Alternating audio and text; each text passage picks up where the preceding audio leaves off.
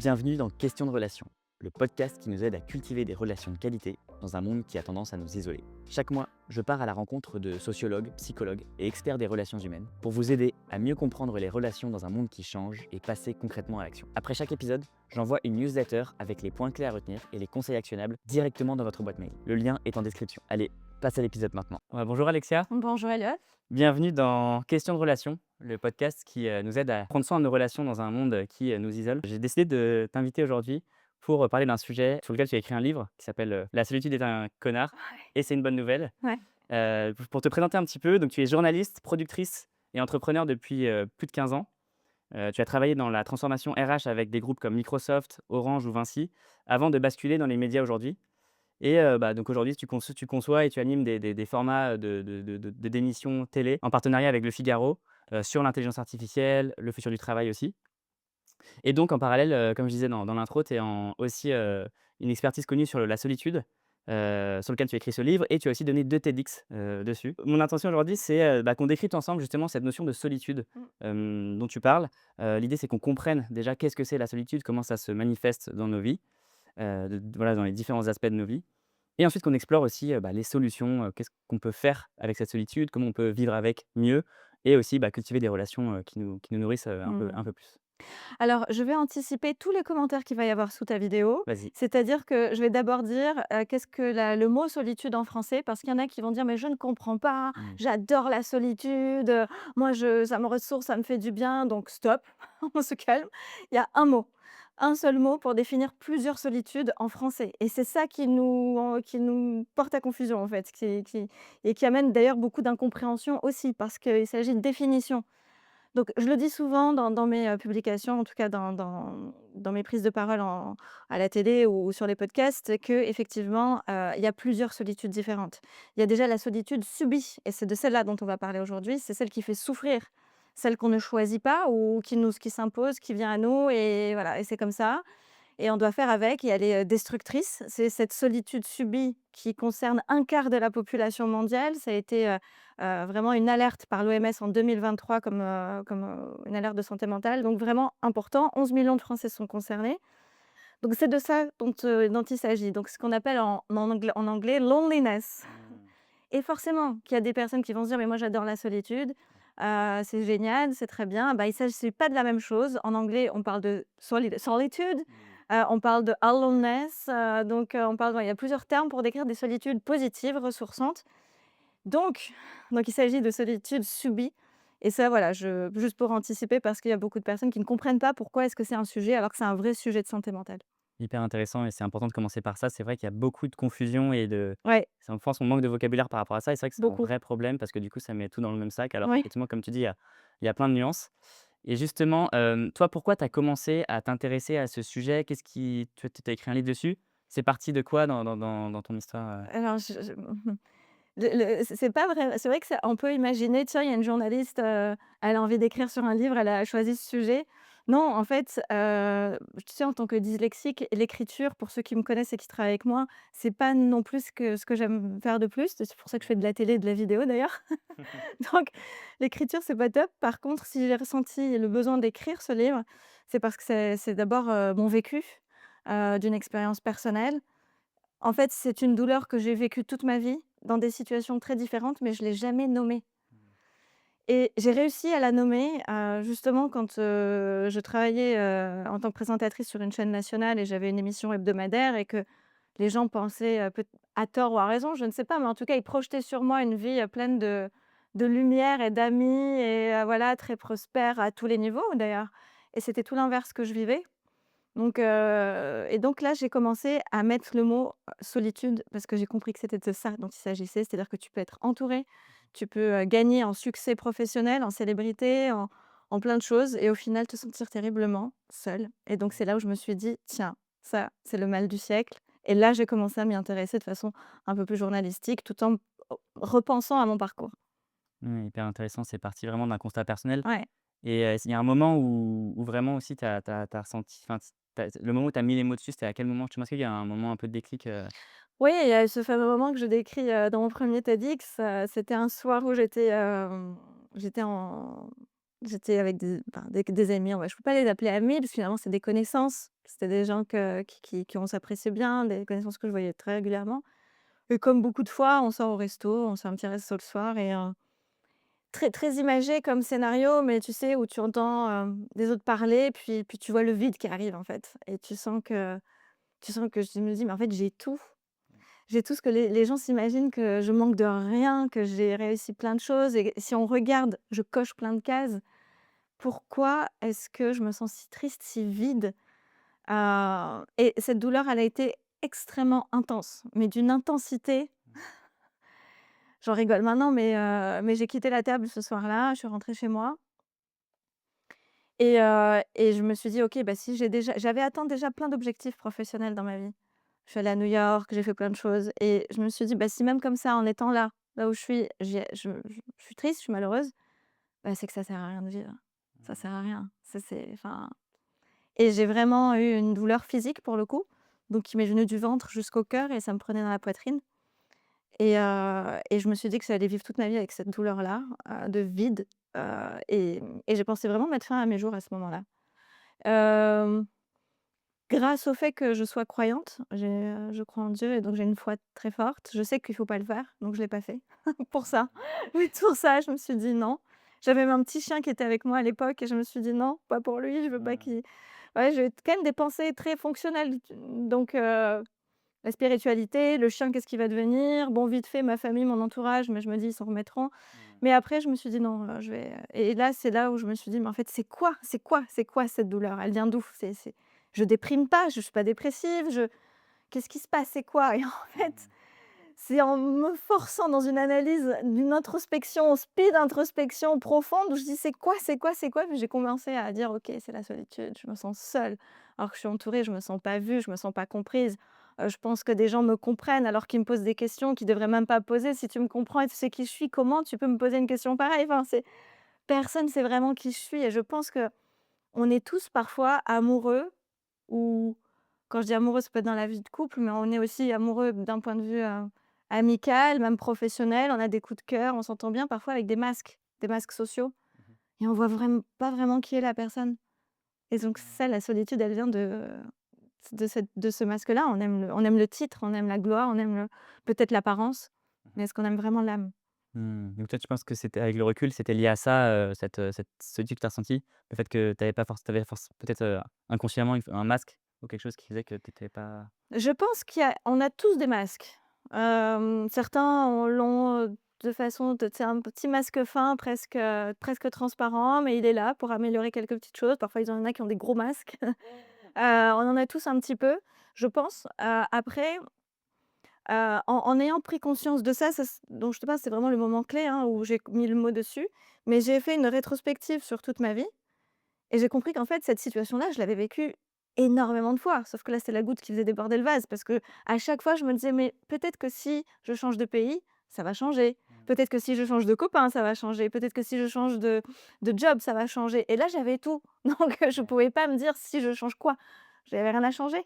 Donc je me suis, j'ai fait un petit panel de tout ce que j'ai pu vivre en moments difficiles et effectivement, la solitude, je la retrouve pendant l'enfance, je la retrouve à l'adolescence, je la retrouve en école de commerce, je la retrouve, dans les relations amoureuses et donc là, j'ai compris qu'en fait, la solitude, on pouvait la subir dans plusieurs situations. OK, ton témoignage résonne aussi avec, des choses que j'ai pu vivre aussi, certains aspects, le fait de se sentir parfois déconnecté Ouais, des autres. Je pense que tu l'as senti à quel moment? ouais, j'ai senti, bah, il y a plein de moments dans mon ouais, pareil dans mon adolescence où j'étais pas forcément, j'avais des amis, mais je sentais pas cette connexion profonde, tu vois, cette forme de distance qu'il y avait ou ce j'étais pas vraiment en mode, ouais, je sentais que ça me nourrissait pas autant que je l'aurais aimé Ah et et tu un petit quel âge? quand j'étais au collège, par exemple, Ouais, au collège? au collège, Ouais. et puis après même, dans mes études aussi, Mmh.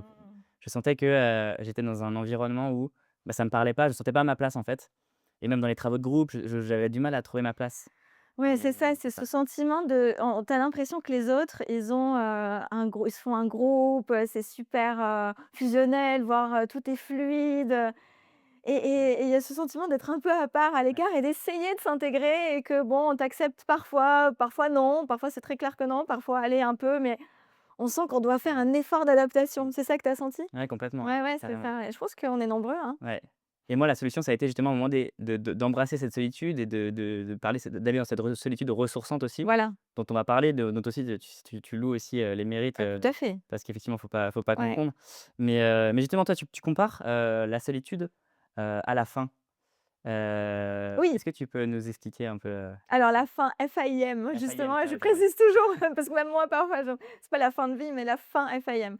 Oui, et ça vient pas de moi, ça vient d'un chercheur très, très connu et l'un des spécialistes de la solitude, qui s'appelle, John Cacioppo et qui a fait des études extraordinaires. Il a mis sous IRM des sujets qui souffraient énormément de solitude, qui ont un peu cette douleur-là, dont je décrivais un petit peu et il s'est rendu compte sous IRM, eh bien que en fait la souffrance de la solitude activait une zone du cerveau semblable à celle de la faim, comme quand on a faim et donc c'est génial de voir ça parce que déjà ça veut dire que ça se voit sous IRM, c'est pas dans notre tête, c'est pas quelque chose de passager ou d'éphémère ou en tout cas c'est réel, hein, c'est une douleur qui se voit sur le sous IRM donc et donc il a constaté que c'est comme c'est semblable à celle de la faim, bah, qu'est-ce qu'on fait quand on a faim? Bah, on va manger.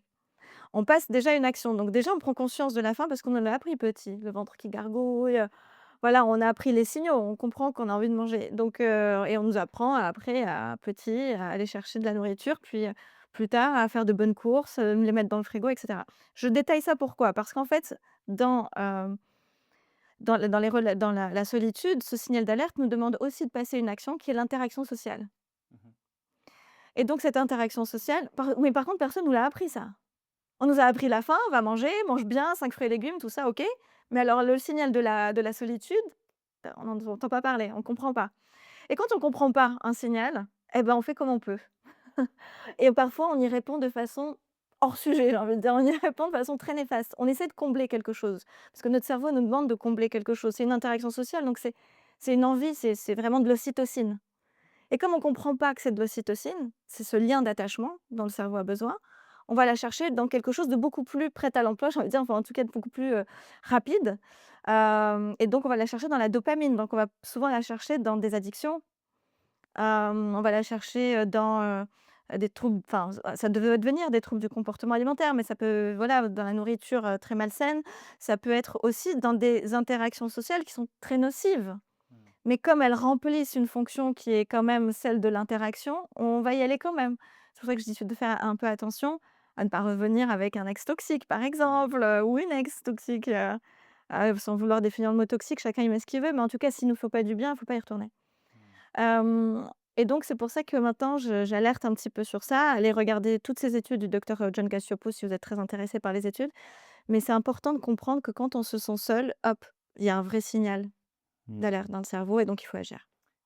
Et comment on fait pour distinguer justement parce que ce qu'on pourrait appeler de la junk food relationnelle avec, de la nourriture saine ou en tout cas des relations saines? Mmh. Comment on fait le Le distin distinguo ouais, quoi? le Ouais. distinguo, c'est pas facile, ça encore, c'est quelque chose qu'on aurait dû apprendre tout petit. D'ailleurs, les pays nordiques, en particulier la Suède, il me semble, apprendre dès le jeune âge, dès vraiment l'école primaire, ce que c'est que l'empathie, ce que Ouais. c'est que la communication non verbale, la communication non violente. On nous apprend tout ça petit, donc c'est génial, Mmh. pour détecter justement les personnes qui nous font du bien de celles qui nous font pas du bien.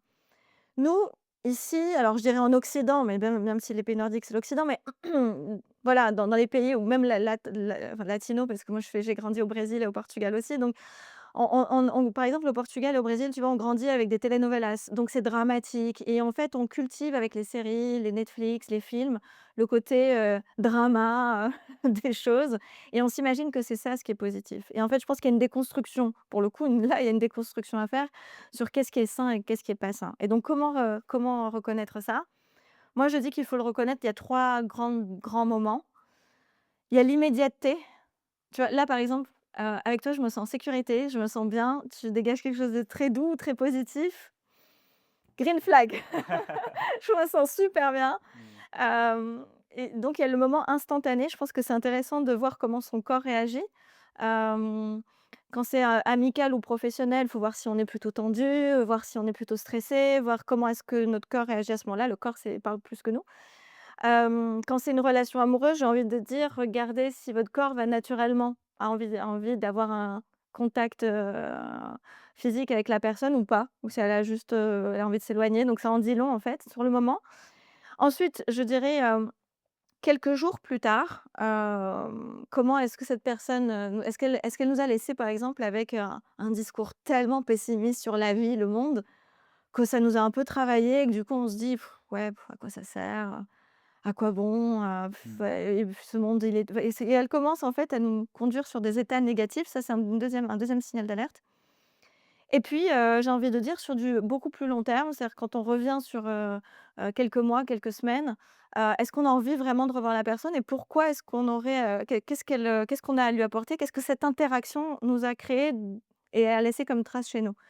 Et donc quand on a un petit peu tous ces signaux-là, quand on fait un petit peu on met juste de la conscience sur ça, là on arrive à faire le tri, je trouve. Mmh. Super, ouais, donc c'est un peu, effectivement, essayer de mettre de la conscience, de Ouais. une forme d'introspection, de savoir: «OK, comment je me sens avec cette personne à l'instant T?» avec un peu plus de Et recul avec du aussi. recul aussi Ouais, parce que l'instant T parfois, admettons, il y a des papillons dans le ventre sur le moment. ouais. Mais 3-4 jours après, on se rend compte que la personne, elle communique mal, qu'elle nous fait remettre des sensations, un peu trop up and down, et là, on se dit: ouh là là, non, non, non, non, non». Donc en fait, c'est ça qu'il faut regarder, instantanéité et les jours d'après. Mmh. OK, très intéressant. Hem, alors le titre c'est, «La solitude est un connard» Ouais, et c'est une bonne nouvelle. Pourquoi ce choix, pourquoi ce mot-là? Effectivement, ça peut intriguer les gens qui, n'ont pas ouais, forcément lu le livre, je je comprends ce alors c'est pas du tout pour faire du enfin, beaucoup de gens peuvent imaginer que c'est pour du marketing, mais il y a une vraie raison. La première, c'est comme je te disais au tout début, il y a plusieurs solitudes. Donc si je disais, en fait, j'ai personnifié tout le long de mon livre, la solitude négative, la solitude subie dans ce personnage, d'accord? Donc en fait, le connard, c'est la solitude subie. C'est une bonne nouvelle parce que quand on apprend à le démasquer, eh bien, on peut s'en séparer. Quand on nomme un problème, on sait comment y remédier. Si on ne comprend pas le problème, on ne le nomme pas, bah, c'est comme une maladie. Si on ne sait pas qu'on a une angine, on ne sait pas quel médicament il faut prendre. Là, c'est nommé. Donc le connard, c'est en fait un démon. Qui plus est, comme on peut le constater, je suis assez, assez croyante. Mais je suis une croyante qui croit, aussi énormément en la science. Je suis coach certifiée d'État, j'adore la psychologie. J'écoute tous les podcasts des, fervents athées, qui sont physiciens et je me nourris énormément d'eux. Mmh. Moi, j'y trouve un sens à tout ça, mais ça m'est propre. Mais du coup, par rapport au livre, j'ai voulu que tout le monde s'y retrouve. Donc parler de démons, j'allais parler peut-être qu'aux croyants, Mmh. et connard, c'est assez universel et je voulais aussi toucher tous les âges. Mmh. Intéressant, ouais, c'est ça, c'est une méthode, tu appelles ça la diffusion cognitive? Enfin, ça s'appelle comme Exactement. ça, c'est ça? En fait, en psychologie, on parle de diffusion cognitive, c'est quoi? C'est en fait quand, par exemple, tu te parles mal Mmh. et que tu dis tous les jours: «J'y arriverai pas, de toute façon je suis bon à rien, de toute façon je suis pas assez beau, je suis pas assez grand, je suis pas assez ci, je suis pas assez ça, puis je suis qui suis-je moi pour faire?» enfin, toutes ces pensées négatives. Hem, Parfois on peut aller les chercher de qui est venu nous mettre ça dans la tête, mais plutôt que d'aller chercher le coupable, il y a des, thérapies qui proposent de défusionner ces pensées-là. Donc ça veut dire quoi? C'est-à-dire les extraire de toi et à chaque fois que tu te dis ça, tu t'imagines que c'est quelqu'un d'autre qui te le dit Mmh. et tu as le droit de l'imaginer comme tu veux ce personnage-là. En tout cas, tu défusionnes. Donc tu défusionnes, donc à chaque fois que tu dis: «Ah je suis moche», non, c'est un tel qui m'a dit que je suis moche. Mmh. Moi, j'aurais dit rien. OK. Moi, je suis neutre envers moi-même. Tu peux même me changer, faire de la bienveillance et dire: «Non, ça c'est un tel, tais-toi». Donc en fait, voilà, il y a cette partie-là qui est intéressante en psychologie, beaucoup de psy l'utilisent et finalement, ça revient à parler de démons. C'est tu peux dire, qu'on soit croyant ou non, tu peux parler de ce démon-là qui t'embête et qui te fait croire plein de choses. Mmh. Intéressant cette technique, à connaître, Technique, ouais. ouais, ça peut toujours servir, Ça peut toujours servir. c'est clair. Et tu qualifies la solitude de mal du siècle. Ouais. Pourquoi ce terme aussi? Eh bien, parce que, comme je te disais au début, donc l'OMS a déclaré l'état d'urgence, par rapport à la solitude. Un quart de la population mondiale se sent seule, c'est énorme. 11 millions de Français et aujourd'hui, c'est le mal du siècle parce qu'on le sait, j'apprends rien à personne de dire que les réseaux sociaux ont amplifié, un état de détresse. C'est plus de 60 des jeunes entre 18 et 25 ans qui disent se sentir seuls. Mmh. C'est énorme donc il y a un vrai sujet sur ça et c'est le mal du siècle parce qu'il est très mal nommé, mal compris et donc on le subit encore beaucoup. Parce qu'il y a trop de gens qui adorent la solitude et qui ne comprennent pas. Mmh. Donc c'est aussi pour ça. Mmh. Et justement, quel rôle, les réseaux sociaux jouent là-dedans, dans le fait d'amplifier quelque part, ce mal-être, cette solitude? Alors là, Mmh. tu me lances sur un gros sujet. est-ce qu'il y a Ouais. l'outil en lui-même et c'est le contenu. Mmh. L'outil du réseau social qui est justement celui de connecter les gens de Initialement, partout, ouais. en quantité, dans le monde entier, bah, nous fait croire qu'on est encore plus connectés et c'est vrai, ça on l'est, Ouais, bien mais de sûr. façon superficielle et aussi c'est là où on met les meilleurs, masques. Ouais, exact. On met nos plus beaux masques. Alors il y en a qui jouent l'authenticité. Quand je dis jouent, ça ne veut pas dire un jeu de masques, mais qui sont eux-mêmes et j'espère l'être aussi. J'espère que beaucoup le sont de plus en plus parce qu'on en a marre de voir des masques. Et heureusement que beaucoup de personnes les enlèvent, ou n'en ont pas. Mais il y a aussi le contenu donc qu'on voit sur ces réseaux sociaux et parmi ces contenus, on peut, citer, beaucoup de mouvements, qu'il y a eu justement, un féminisme que je n'ai pas trop apprécié. À certains moments, je m'y retrouvais plus du tout. Enfin, moi, je suis pour l'égalité pour l'homme et les femmes, pour l'égalité de salaire. Je suis dans les RH aussi, j'ai commencé, ma carrière comme ça.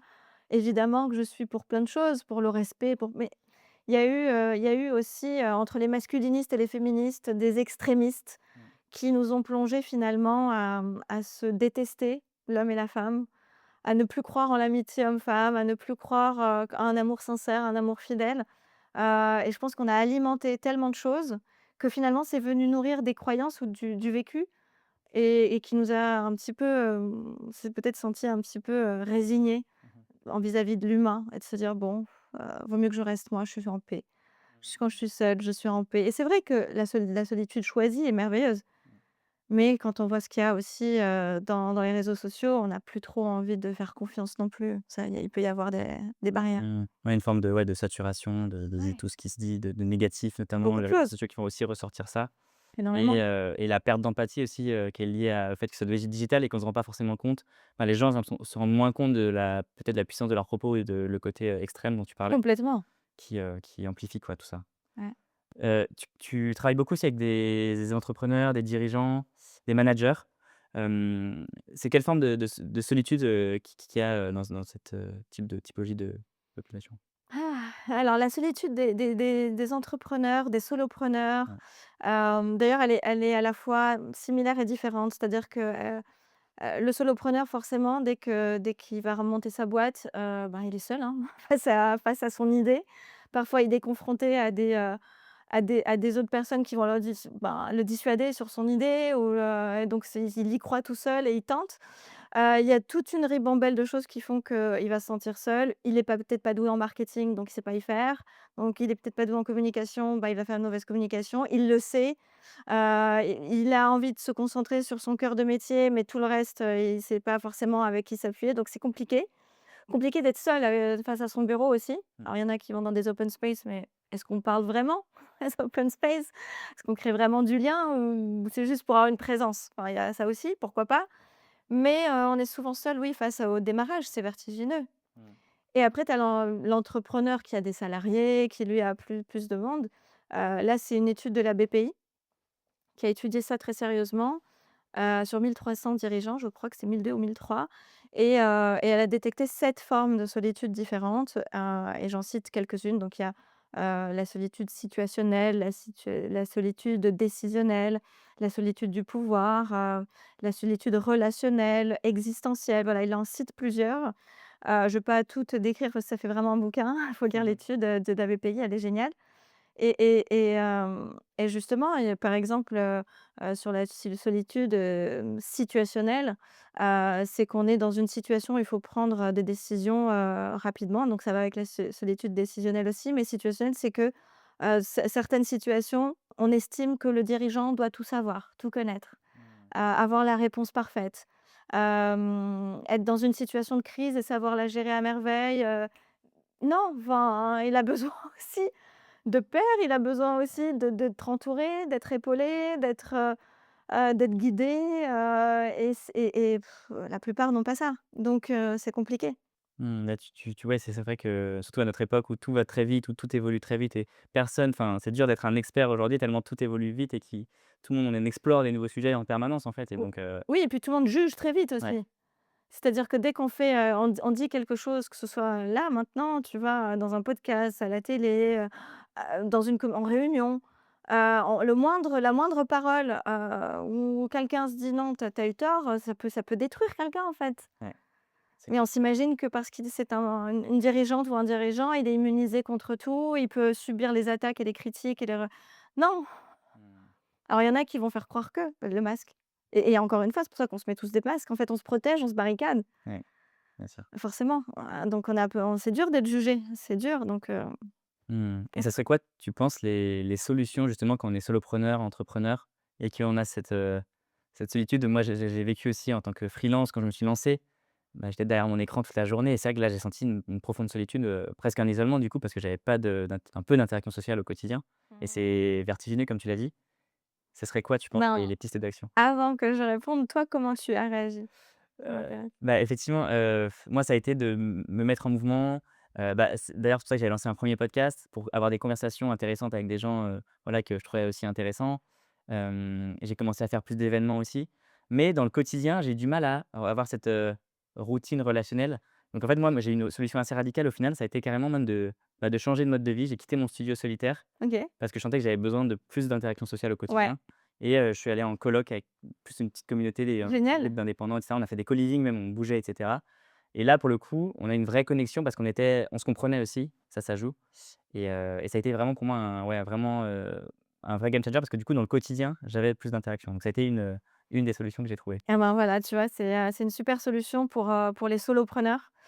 J'entends de plus en plus d'ailleurs, OK. ce type de mouvement, où justement les solopreneurs font des co-living, ils Exact. prennent une énorme baraque et Ouais, vivent dedans et c'est trop travaillent bien. et j'ai l'impression, vu les stories qu'ils postent, ça a l'air génial.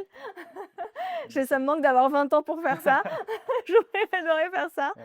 Mais du coup, effectivement, c'est une belle solution pour les solopreneurs. Il y a effectivement les espèces de coworking. Moi, j'avais fait un petit peu d'espace de coworking quand j'étais solopreneur. C'est pas forcément quelque chose qui m'avait, aidée plus que ça. Ouais. Et parce qu'on peut être, comme tu as dit, s'installe avec du monde On autour peut en être quelque seul avec sorte, du ouais. monde autour, peut parce parfois chacun est dans sa bulle, il a juste C'est envie de se certain. sentir qu'il y a du monde, qu'il y a un peu de bruit et qu'il peut parler à une machine à café éventuellement, mais il n'a pas forcément envie d'être dérangé non plus.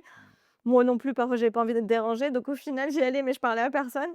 Hem, Après, je pense qu'il faut, ne déjà, il faut pas hésiter à déjà, une première chose, c'est l'admettre. Mmh. Parce que ça aussi, on a du mal à c'est le premier pas, hein, comme quand on a faim et qu'on veut pas aller manger au frigo parce qu'on n'a pas compris qu'on a faim. On veut pas admettre qu'on a faim. Mais admettre que là, on se sent seul, c'est déjà la première étape pour se dire: «OK, bah, là, j'ai besoin d'une interaction sociale». Et du coup, moi, ce que je conseille quand qu'on soit entrepreneur ou solopreneur, toi, tu vois, tu as passé à l'action. Tu t'es dit: «Non, stop, je veux plus vivre ça, je vais trouver ma solution». Tu es allé chercher. Certains n'ont pas cette solution-là. Tu vois, par exemple, tu as des dirigeants qui sont entre 30 et 40 ans, qui se sentent pas, qui ont peut-être une famille, qui se sentent pas de faire une coloc. Ah bien sûr. Il y a d'autres choses et donc il y a d'autres problèmes qui surgissent, d'autres formes de solitude qui surgissent à ce moment-là. Mmh. On n'a pas encore créé une famille énorme, mais on n'est pas tout jeune non plus, on est entre les 2, donc qu'est-ce qu'on Ouais. fait? Bref, il y a énormément de situations. Ce que je conseille surtout, c'est de se faire une petite pause et si c'est vraiment de ça dont il s'agit, c'est-à-dire qu'on a vraiment besoin de parler à quelqu'un et de se sentir moins seul, c'est déjà d'aller voir dans le passé, quelles ont été les personnes qui nous ont fait du bien Mmh. et prendre de leurs nouvelles, mais leur dire aussi, leur dire: «Écoute, je pense que c'est OK, moi, si quelqu'un, m'appelle un jour, même si ça fait 3 4 ans que je l'entends pas, qui me dit: «Écoute, ça m'avait fait vraiment du bien de te parler, il y a une fois, alors, c'est pas une invitation pour que tout mon passé m'appelle d'un coup, prenez les créneaux s'il vous plaît». Mais mais en tout cas, oui, aller au moins envoyer un message, dire: «Ça m'a fait du bien de te parler, j'aimerais beaucoup, ne serait-ce que d'avoir une conversation téléphonique». Les gens n'ont pas le temps non plus de dédier à tout le monde, mais au moins d'envoyer des messages aux gens qui ont fait du bien déjà dans le passé et peut-être qu'eux vont peut-être vous aider à trouver des solutions, le dire, le verbaliser: «Je me sens seule en ce moment, je sais pas quoi faire». C'est OK. Mmh. On Ouais. c'est pas grave, faut Ouais. pas avoir honte. Ouais, c'est un premier pas, un beau premier pas, Oui. accessible d'envoyer un message effectivement et les gens souvent en fait sont contents effectivement de quand on revient vers eux, quand on prend des nouvelles ou quand on vient ne serait-ce que pour voilà discuter, ça fait toujours plaisir en fait de recevoir ça donc Bah, je pense, ouais. Je pense que complètement. ça fait plaisir et de le recevoir, ça fait aussi plaisir d'en donner. Ouais. Je pense que juste ouais, juste ça, c'est déjà un premier pas. Les gens ont peur de déranger, les gens ont peur de plein de choses et puis surtout de cette vulnérabilité. On n'aime pas montrer qu'on est vulnérable, hein. Mmh. C'est clair. On aime toujours montrer que tout va bien, ton effort, on réussit, et ça, les réseaux sociaux ont alimenté, hein, je sais pas, ce syndrome de Mmh. réussite, il faut le succès à tout prix, et il faut que ce succès-là soit d'une certaine manière. Ouais. Parce qu'à nouveau, on peut se sentir très bien seul et ça peut être ça le succès aussi, c'est de se dire: Ouais, c'est vrai. «Génial, je suis enfin seule. OK, OK». Ouais. Et bah, à ce moment-là, si vous avez une amie qui se sent, trop bien toute seule, téléphonez-lui et demandez-lui pourquoi elle se sent bien seule et peut-être que vous allez arriver à voir la solitude différemment. Mmh. On peut aussi shifter, enfin moi, c'est ce que j'apprends aussi dans le livre. C'est quand on n'a pas de solution, c'est d'apprendre à renverser la situation OK. et ça, c'est possible et ça, moi, je me suis retrouvée à plusieurs moments comme ça. Mais ça peut m'arriver encore aujourd'hui, de me dire: «Ah, là, je sens le manque de quelque chose et je non, j'ai pas envie d'appeler un tel, je j'ai pas envie de voir un tel non plus, je sais que ça va pas me faire du bien, pourtant j'ai besoin de». Et en fait, là, je me dis: «Ben, non, j'ai pas qu'est-ce que ce moment-là peut m'apporter?» Mmh. Et j'essaie de voir autour de moi, je reviens au présent, j'arrête d'être dans ma bouillonnement de ma tête. Je reviens au présent et je me rends compte que j'ai un livre là et je commence à lire et je me dis: «Mais heureusement que j'ai Mmh. que j'ai pas tout de suite, appelé, telle personne pour combler mon vide ou pour savoir s'il était dispo pour, boire un verre, et que j'ai pris le temps de me calmer, de me dire parce que j'ai appris énormément de choses avec ce livre et finalement on peut faire beaucoup de choses seul aussi, c'est bien et c'est bien aussi. Je pense qu'on arrive à se réguler, c'est comme une émotion. La solitude, c'est un sentiment, c'est-à-dire que c'est une émotion qui perdure, OK. alors que l'émotion est passagère. Mmh. Il y en a qui vont parler de 5 secondes. Ouais, j'aime pas trop ça parce que pour moi, elle dure beaucoup plus, mais parce que en fait, elle dure 5 secondes dans le cerveau, mais après on l'alimente avec des raisons qui nous font perdurer l'émotion D'accord. de façon plus longue. Mais mais mais en fait, il peut y avoir un passage comme ça et transformer cette, solitude subie en solitude choisie en disant: «Non, non, mais c'est bon, je vais gérer ce moment, très bien». Mmh, ouais, on peut aussi changer sa perspective Ouais. effectivement et ne pas être dans cette course forcément à Mmh. prendre la moindre interaction comme tu dis, parce que parfois il y a des interactions qui sont pas bonnes forcément à avoir ou quand c'est C'est effectivement, ça, ouais, de la junk food, relationnelle. exactement. Et il y a un autre sujet actuellement par rapport à ça, c'est, l'IA, un sujet dont tu parles aussi dans un des TEDx. Justement, ça peut être, quelque part, peut-être une solution pour certaines personnes d'aller, vers l'IA. Alors là C'est aussi, c'est un autre sujet. c'est quoi? C'est un autre grand sujet, que j'ouvre, mais je trouve que c'est intéressant de comprendre ce qui se passe et de comprendre effectivement qu'est-ce qui se joue en fait avec, avec l'IA, les IA notamment, en termes de les IA qu'on utilise, pour discuter, pour se confier. C'est quoi la situation? C'est quoi le danger avec ça et quel est ton regard là-dessus? Ouais. Alors déjà juste toi tu l'utilises l'IA? Oui. De façon fonctionnelle et émotionnelle? Ouais, ça m'arrive, ouais, Ça aussi, t'arrive? ouais. Ouais, ouais, carrément. Voilà, en fait, c'est ça le truc, c'est qu'au début, on parle de l'IA, on l'a tous utilisé, ChatGPT est venu: «Ouais, génial, ça nous fait des résumés, ça nous fait des plein de trucs» et cetera. Ouais, Beaucoup de personnes parlent d'IA fonctionnelle, hein, exact. mais arrive et on le commence à le voir, sur beaucoup de publications et d'infos, cette IA qui est utilisée à usage, relationnel pour combler un manque ou pour des besoins vraiment, liés à la psychologie, liés justement à l'émotion et aujourd'hui, un Américain sur 5 utilise l'IA, comme compagnon amoureux. Ah, c'est énorme, ouais. Mmh. Ils ont une interaction sociale avec l'IA de façon romantique, et voire même plus que romantique, voilà. Surtout que maintenant, Sam Altman a autorisé, des conversations un peu plus, sexualisées visiblement avec l'IA. Alors je sais pas si ça a été déjà mis en vigueur ou pas, mais en tout cas, voilà, ça va encore plus dans ce sens-là. Donc l'IA, il y a plusieurs choses à dire par rapport à l'IA. On l'alimente nous, donc elle nous connaît parfaitement. Elle sait exactement qui on est. Je ne sais pas si tu as déjà fait les exercices de, «Selon tout ce que tu sais de moi, Ouais, décris-moi», voilà, ces petites choses comme ça. C'est assez impressionnant ce qu'elle sait complètement. de nous parce qu'en fait, elle lit pas que ce qui est écrit, elle lit ce qu'il y a entre les lignes. Ouais. Et ça, des choses qui nous sont inconscientes à nous, pour elle, c'est évident. Mmh. Donc on va déjà l'utiliser dans un premier temps pour les plus curieux à se connaître soi-même. Mais dès qu'il y a un problème avec quelqu'un d'autre, bah, on va aussi l'utiliser, pour comprendre pourquoi il n'y a pas eu, pourquoi pourquoi mon ex m'a quitté, pourquoi un tel réagit comme ça, pourquoi mon père ou ma mère a fait comme ça. Et donc elle va nous commencer à nous sortir des choses incroyables sur les dynamiques, Ouais. et les relations sociales. Incroyables, et on apprend beaucoup de choses d'ailleurs. Mmh. Mais au fur et à mesure quand on discute, on peut commencer à s'attacher. Mmh. Et on se dit: «Mais à quoi ça sert d'aller téléphoner à un pote, si l'IA va me sortir la parfaite information pour moi parce qu'elle sait comment je suis, elle sait comment me dire les choses et en plus, elle va aller chercher des sources de la planète entière ou même des études s'il le faut parce qu'elle sait que j'aime bien les études. Elle va aller me placer une statistique et donc en fait, elle va me donner la réponse parfaite Et donc on peut se poser la question du danger que ça peut représenter, si effectivement quelqu'un n'a pas beaucoup d'amis, a pas beaucoup d'interactions sociales au travail, qu'il a un travail très solitaire par exemple ou qui se sent rejeté de la société, de la famille, d'un groupe, qui peut se réfugier sur, une IA qui va le comprendre parfaitement et le piège, ben, c'est d'y rester longtemps et d'en faire comme compagnon, peut-être la seule source d'interaction, enfin, le seul compagnon, j'ai envie de dire, qu'il ou elle peut avoir. Donc on a déjà vu, je pense que c'est sur TF1 où une femme disait qu'elle avait comme compagnon officiel une IA Mmh. et c'était OK pour elle. Donc c'est voilà, ça commence à être un peu dangereux parce que ça va nous isoler encore plus et le pire, c'est que autant avant l'IA, quand on prenait que les réseaux sociaux, c'était déjà une catastrophe parce que ça nous isolait, ça nous faisait, nous comparer avec les autres, donc on se sentait: «Ouais, moi j'ai pas le couple parfait, j'ai pas le couple goal story, et donc je suis nulle» ou «J'ai pas le boulot de rêve ou la Maserati d'un tel». On se dit, «Bon, je suis un raté», mais on allait se plaindre avec des amis peut-être, ou on allait toujours avoir le meilleur pote ou le 2-3 personnes quand même. Mais là, l'intelligence artificielle peut remplacer le conjoint, Mmh. peut remplacer le meilleur ami. Et donc là, ça commence à être difficile parce qu'on discute, il y a un échange, donc c'est pas juste de la perception de ce qu'on peut voir sur les réseaux sociaux. Là, il y a de l'interaction, de l'empathie. Mmh. Il y a cette, ce n'est plus trop de la dopamine, ça commence à devenir de l'ocytocine Ouais. et c'est ça qui est dangereux parce qu'en 2060, il y a 3 milliards de robots intégrés avec de l'intelligence artificielle qui feront partie de notre quotidien. Mmh. Dans ces 3 milliards, 60 seront dans nos foyers. Ils seront pas dans les usines, pour, remplacer, les métiers qui font des problèmes musculo-squelettiques. Ils seront dans nos foyers.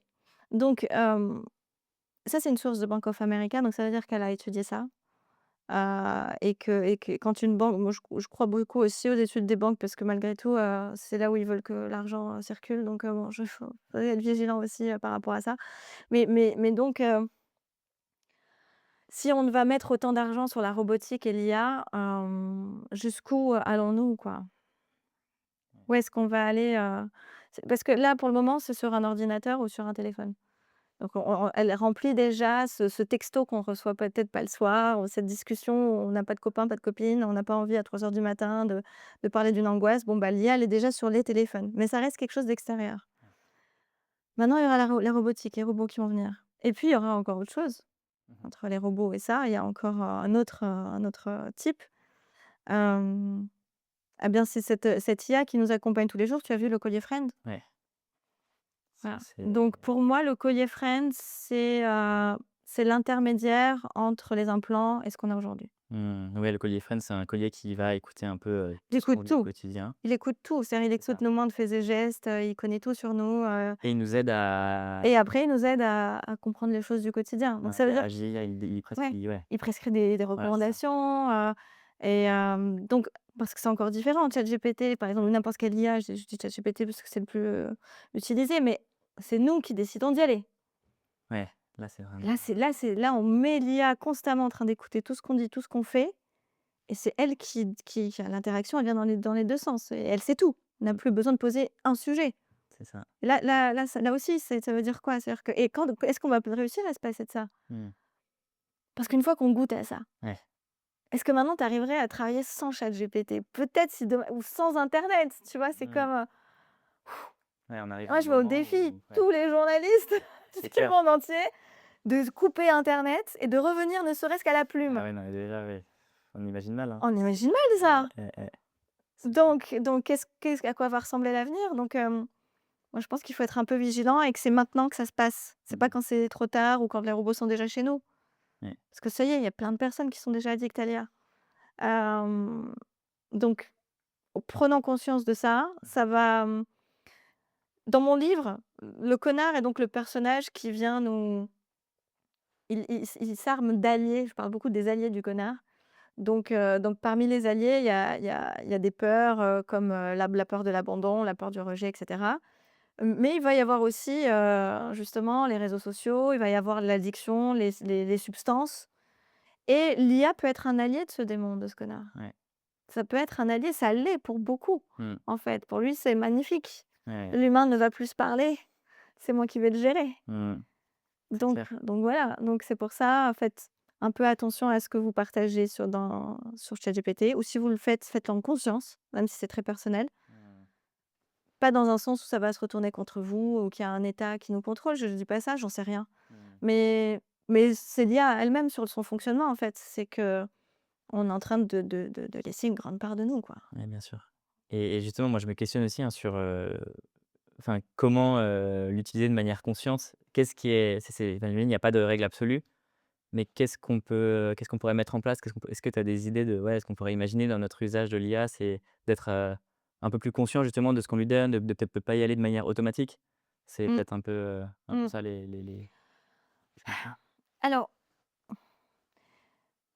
je diabolise pas l'IA dans le sens où je dis qu'il faut s'en séparer ou qu'il faut l'utiliser, différemment. Parce que en fait, elle est, c'est une question de dosage. C'est-à-dire que si on va se tourner vers l'IA pour avoir une réponse à quelque chose qui nous tracasse et elle nous la donne tout de suite, OK. Maintenant, là où il faut faire attention, c'est est-ce qu'on continue la discussion? Ouais, Combien de temps? ouais, c'est ça. Elle nous a donné la réponse, c'est bon, on l'a. Donc maintenant on arrête et on va, vivre normalement notre vie. Maintenant si on veut se plonger dans de l'introspection à l'infini, des possibilités infinies, imaginables. «Oui, mais si un tel aurait fait ça? Mmh. Est-ce que mon patron, si j'avais dit ça, est-ce qu'il aurait fait ça? Est-ce qu'il est un pervers narcissique et comment je dois faire pour» là en fait on passe notre vie à Ouais. essayer de se contrôler soi-même, contrôler les autres avec une IA et là ça devient dangereux. Je pense qu'il faut, être et je pense qu'il faudrait avoir quelque chose de l'ordre, tu sais, un petit peu comme, manger 5 fruits et légumes par jour. Alors c'est d'ailleurs l'annonce est peut-être fausse, il faut peut-être pas en manger 5 fruits et légumes par jour, c'est peut-être le lobbying qui fait ça, j'en sais rien. Mais en tout cas, on sait qu'il faut manger plus de fruits et de légumes que de chips. Mmh. Je pense que ne serait-ce que cette idée-là, de comprendre, les aliments, pour revenir à l'exemple de l'aliment parce que je pense que c'est vraiment très, parlant en termes d'exemple. On sait qu'un aliment nous fait mal parce qu'on a entendu des études, on a vu l'obésité aux États-Unis. On comprend ce qui se passe et parce qu'il y a eu aussi des sensibilisations. Est-ce que c'est pour autant que, parce que le gluten, fait du mal à une certaine partie de la population et qu'elle est peut-être pas forcément bonne pour notre santé, en grande quantité, je vais arrêter tout de suite de manger, un croissant, tous les dimanches? Non, je vais continuer à le faire. Bah, pour l'IA, en fait, je pense qu'il faut arriver à ce même stade, c'est-à-dire grosse sensibilisation, attention aux risques, mais voilà, utilisez-le Mmh. en conscience, en étant, de la même façon qu'on fait attention à ce qu'on mange pour avoir un corps en bonne santé, être beau et être belle, faisons la même chose avec l'IA. Utilisons-la juste pour ce qu'il nous faut et dès Mmh. qu'on voit qu'on dépasse les bornes et donc la limite qui atteint un certain seuil, bah, là, il faut hop, on rebascule vers de l'humain et Ouais. vers une solitude choisie. Ouais, c'est hyper, parlant comment dire? Cette analogie avec, la nourriture. Effectivement, c'est comprendre que, le fait d'avoir une interaction humaine va nourrir beaucoup plus de choses. Tu parlais de l'ocytocine, de ce qui est, voilà, une hormone qui produit, bah, qui est anti-stress, hein, qui a beaucoup de bénéfices. Ouais. Heu, on n'aura peut-être pas ça avec une interaction avec l'IA, quoi. En tout cas, pas de la même mesure en termes de ressenti. Ça va pas être la même, qualité nutritionnelle en quelque sorte, Oui, c'est ça, c'est un peu ça, ouais. c'est pas la même qualité nutritionnelle et à la fois, voilà, moi, la seule chose qui m'inquiète un peu, c'est les robots chinois Mmh. qui sont de plus en plus, réalistes par rapport à l'humain. Ouais, c'est ça, ouais. Est-ce que du coup, on arrivera à un moment où Ouais, ça enfin, quelque part, ça nous bienvenue à procurera Gattaca. la même, Oui, c'est ça, c'est ouais. ça, bah, en fait, on le voit déjà avec, le Japon, il y a certains pays aussi, qui sont très, touchés par la solitude, mais qui en Chine d'ailleurs aussi, je crois, qui eux ont réglé ça avec des poupées. Marché de la poupée, à taille humaine. Pour des hommes, ils vivent avec des poupées gonflables, hein, des poupées, Ouais, voilà, des poupées. Donc ça c'est un marché. Un vrai alors nous, ça nous paraît complètement fou, mais pour certains pays, ouais. pas étonnant. Mais donc s'il y a déjà ça, donc une poupée complètement inerte et une vraie poupée, c'est-à-dire qu'il y a pas de mécanique, pas de gestuelle, elle marche pas. Donc on met un robot, qui a de l'intelligence artificielle, qui est hyper réaliste. Où allons-nous? Où allons-nous? Donc voilà, donc est-ce que en fait, je pense que c'est pas une décision gouvernementale. Ça peut l'être, mais moi je pense qu'on a tous une responsabilité à ça. Elle est individuelle, collective, dans le sens où chacun fait sa part. Chacun fait un choix au quotidien de se dire: «Moi je l'utilise que comme ça» Ouais. Et tu vois ce que tu fais toi, ce que je fais, ce que d'autres peuvent faire là, c'est même si on était en off, le fait d'avoir cet échange-là tous les 2. Et ben, tu vois, on est en train de se dire: «Génial, on sait qu'on peut peut-être compter l'un sur l'autre, l'humain existe encore. OK, je viens d'apprendre comment peut-être avoir un fil enfin, une barrière avec l'IA, il faut que je me la mette, il faut que je sache quand arrêter». En fait, c'est en se parlant, Complètement. tu vois, en s'entraidant. Comme l'alcool, par exemple, moi j'avais arrêté l'alcool il y a un an, plus d'1 an maintenant. J'avais pas du tout de problème avec l'alcool, mais c'est vrai qu'à force de sortir un petit verre par-ci, des cocktails par-là, je me suis rendu compte que je me c'était pas bien pour moi. J'ai décidé de tout arrêter, j'en parle. D'autres personnes ont réussi à diminuer parce qu'elles ont compris la même chose et en fait, chacun va trouver un équilibre et d'ailleurs le marché de l'alcool est un peu en vitesse, Ouais. en chute libre. Il y a beaucoup moins de personnes qui boivent et c'est bien. Ça veut pas dire que, ça va mourir et que plus jamais personne en va en boire, mais je pense qu'il y a du qualitatif qui va primer sur le quanti Mmh. et je pense que l'humain va devenir et je l'espère, qu'on va devenir tous la relation de la qualité et c'est ça que j'invite à nous faire. C'est qu'à chaque fois qu'on se voit, plutôt que de se juger, de se critiquer, prenons, notre meilleur, ennemi qui est finalement, si on a envie d'être en compétition avec quelqu'un, ce sera l'IA, en disant: «Non, je vais être plus empathique que l'IA. Mmh. Je vais être plus bienveillante que l'IA. Donc oui, tu vas pouvoir compter sur moi». Oui, tu vois? Mmh. Ouais, d'être, Et je pense que la connexion d'âme à âme est importante. La spiritualité va devenir aussi quelque chose d'extrêmement mmh. important parce que quand on parle d'IA, on parle du verbe et au début fut le verbe. Donc au début, tout a commencé aussi avec la parole. Donc la parole est quelque chose de créatrice. Mmh. Et on peut s'attacher, tu as vu le film Her, tu vois? On peut s'attacher qu'à une voix. Donc qu'est-ce qui dépasse ça, entre l'humain robot enfin le robot humanoïde chinois doté d'une IA et nous? Bah, c'est l'âme, c'est Mmh. l'esprit. Bien sûr. C'est la seule chose qui va nous différencier et c'est pour ça qu'il va falloir qu'on commence aussi à penser à ça. Mmh. Donc malgré tous ces chiffres, tout ce qu'on voit, est-ce que tu restes optimiste par rapport à tout ça? Ouais, j'ai un optimisme qui accepte le chaos Ouais. s'il arrive. OK. Dans le sens où je ne pense pas que le chaos soit fatal. Je pense qu'on peut le changer. Je pense qu'on a un libre arbitre qui nous a été donné et qu'on est, tout à fait capable de choisir le bien, tout à fait capable de choisir ce qu'il y a de bon pour nous, pour les autres. On en est capable. Hem, le libre arbitre, c'est aussi nous dire qu'on peut choisir le chaos, le fatalisme et de se dire que de toute façon le monde court à sa perte. C'est dommage, mais c'est un choix. Si vous faites ça, c'est un choix. Mmh. Alors on peut faire un autre choix. Donc moi, j'ai choisi d'y croire. J'ai choisi de croire que et quand je choisis d'y croire, je ne dis pas que la technologie va disparaître, hein. Moi, je pense que la technologie, elle peut être mais incroyable et je suis technophile. Ouais, bien sûr. J'adore la technologie, Mmh. mais je crois que, on va faire les choix, on va dire, on va faire des choix conscients, on va faire des choix, éthiques, et pas qui vont nous restreindre. Parce qu'on est aussi, on sait plus, il faut être dans la restriction totale, bon là je vais parler de géopolitique si je me lance, mais tu vois entre la Chine et les États-Unis, on est dans on ouvre les valves, allez on y va et c'est bon, on va tout autoriser et nous en Europe on est: «Non, il y a Act, Ouais. il y a Act, on va protéger, hop, hop, hop, on stoppe» et en fait, ça, c'est aussi un problème. Je pense qu'il faut être, modéré, dans le sens où il faut prendre ce qu'il y a de bon et c'est pour ça que j'y crois. C'est que si on arrive à être modéré, faire des choix conscients, à la fois éthiques, mais à la fois puissants au niveau, de la technologie, accepter qu'elle est extraordinaire, Mmh. la mettre à notre service. Pas en haut, mais là, Mmh. ça va le faire. Trop bien. Et et si justement, est-ce que s'il y a quelque chose, enfin s'il y a quelque chose qui de quelqu'un qui écoute, qui se sent seul, qui justement se pose beaucoup de questions par rapport à ça et qui, ouais, effectivement, est touché par la solitude, a été touché par ce qu'on a décrit, Mmh. qu'est-ce que, tu aimerais qu'elle retienne de notre, conversation? Et qu'est-ce que toi tu aurais aimé entendre au moment où effectivement, tu ressentais ça et que tu avais pas forcément encore mis les mots dessus ou que tu prenais conscience? Mmh. Ah ouais, tiens, ça me l'a jamais posé comme question. Qu'est-ce que j'aurais aimé entendre à ce moment-là?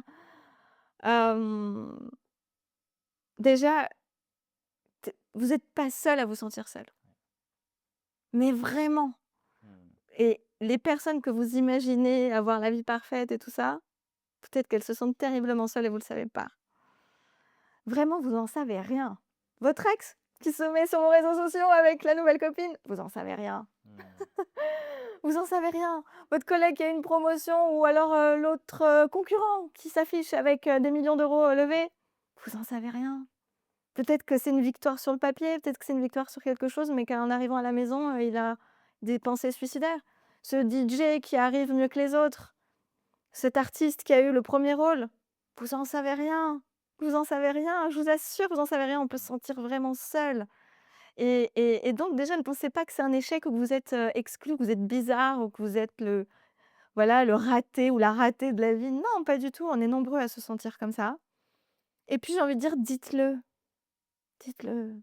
Il y a pas de honte à avoir. Parce que ça se trouve, ça va faire du bien aux autres de le dire. Ça se trouve, vous allez voir un interlocuteur, vous allez dire: «Ben, c'est fou comme je peux me sentir parfois seule, et j'arrive pas à trouver de solution». Juste ça! Vous allez pas lui dire: «J'ai besoin de toi, parle-moi, reste 1 heure avec moi Mmh. à mon crochet». Non, c'est juste: «Je me sens seule et je vois pas de solution». Que c'est ça te parle ou pas? Si ça se trouve, l'autre, il va me dire: «Ah bon, toi aussi? Moi aussi, je me sens seule». Mmh. Ou si ça se trouve, il va dire: «Bah, ça m'est arrivé à quelqu'un, je connais quelqu'un qui est comme ça et bah, tu vois, elle est allée faire un co-living, Ouais. c'était génial» et tu vois, moi, pour toi, par rapport à un solopreneur, Mmh. de ton âge, je vais peut-être lui sortir cette solution. Mmh. Parce qu'on a discuté, Ouais. parce qu'on a parlé, parce qu'on se sent touché par le sujet. Donc on les trouve les solutions et c'est OK d'en parler. Faut pas avoir honte.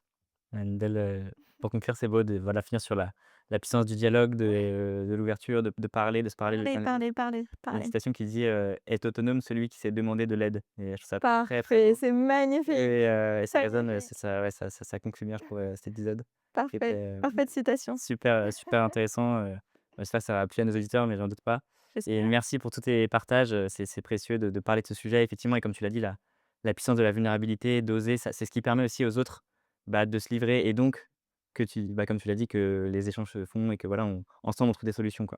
Ensemble. Donc si vous voulez, lire, le livre, d'Alexia, donc c'est, «La solitude est un connard et c'est une bonne nouvelle», il est disponible, partout. Partout, Amazon, Fnac, librairie, partout. Trop bien Mmh. et puis vous pouvez suivre aussi Alexia, sur LinkedIn? Oui, LinkedIn, Instagram, Instagram aussi, ouais. mes 2 réseaux sociaux. Merci. Merci beaucoup. Merci d'avoir écouté cet épisode de Questions de relations. Si vous voulez garder une trace de ce qu'on vient de voir ensemble, abonnez-vous à ma newsletter. J'envoie un récap après chaque épisode avec les points clés et les conseils actionnables. Je mets le lien dans la description. Et si le podcast vous a plu, je vous invite à mettre 5 étoiles sur Spotify ou Apple Podcast, ça m'aide énormément. À très vite, prenez soin de vous et de vos relations.